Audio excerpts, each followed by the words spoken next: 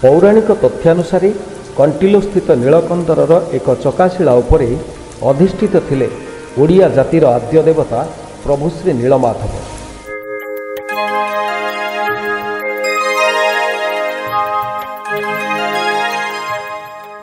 परे परम विष्णु उपासक महाराजा इंद्रद्युम्नଙ୍କ उद्यमक्रमे नीलकंदर छाड़ी नीलाद्रि विजय कले महाप्रभु श्री जगन्नाथ।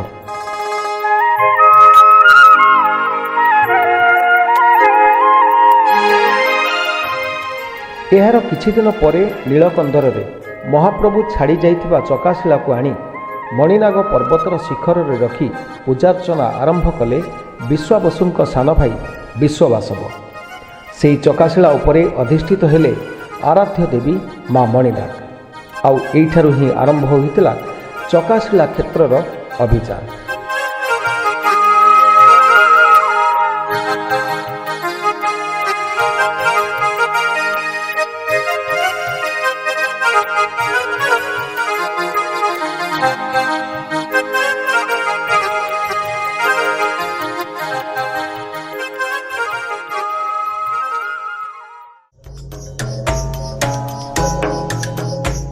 राजा परे राजा उत्तराधिकारी सूत्र रे करुथिले राज्य शासन।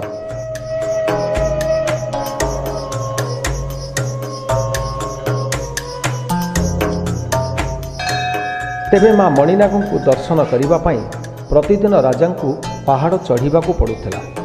थरे राजा को स्वप्नादेश देले माँ कहले पहाड़ उपरू एक सुनागरा को तल को निक्षेप करने जेउठारे पड़िबो सेठारे ही मां को पूजा आराधना कराजिबो।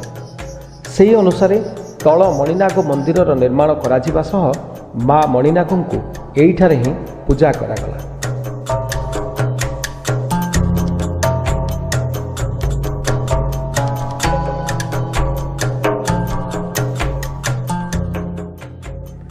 एइभଳି भाबरे आगकू बढ़ुथिला रणपुर जय यात्रा तो अचानक रणपुर आक्रमण कले पुरी गजपति।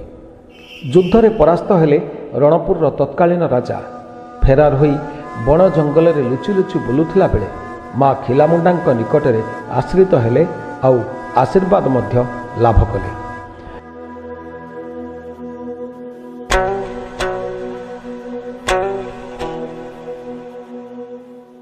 परे गजपतिंक सह पुनः युद्ध करी रणपुर फेरी पाइले। तेणु माँ खिलामुंडांको घंच जंगलरू आनी रणपुर रे अवस्थापित कराइबार व्यवस्था करुथिले राजा। हेले माँ किंतु आसिले नाही, बरं वर्षरे गोटिए दिन राजनगर को आसिबार प्रतिश्रुति रखिथिले। आउ सेही दिन ठारू प्रतिवर्ष दशहरा रे माँ खिलामुंडा एक काठी रे बसी राजनगर आसिबा सह पक्षी रे बसी फेरी जाउथिबार परंपरा चली आसीछि।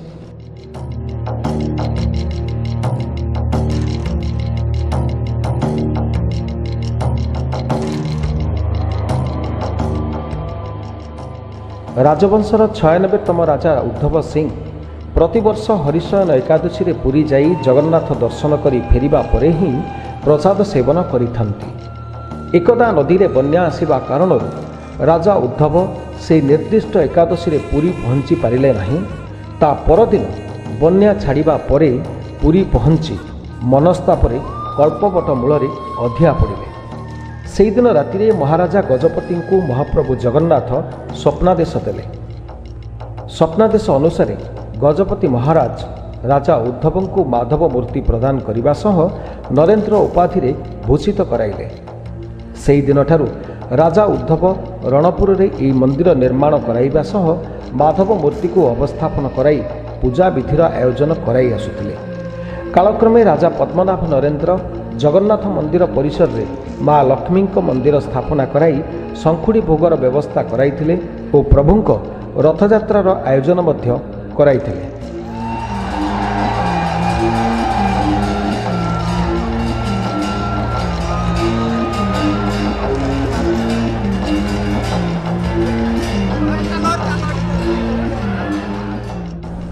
एइभଳି अनेक पौराणिक कथावस्तु और किंबदंती को बहन करी आगक आगक बढ़ुवा रणपुरु राजशासन विलोप हुए, अख्तियार हुए इंग्रेज मानक द्वारा।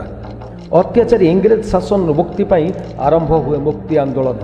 आउ से आंदोलन में झास दियंती रघुनाथ महांती दिवाकर परिड़ा अर्जुन राउत परी केते केते संग्रामी माटी पाई स्वीकार करती अनेक त्याग अत्याचारी बेजल गेट्र अत्याचार को यही माटी रे सबुदिन शेष कर दि जाए रघु दिवाकर आत्म बलिदान ए माटीर त्याग को रुद्धिमंत करे आ परिशेष 1956 मसीह एक स्वयं संपूर्ण ब्लॉक मान्यता पाए रणपुर।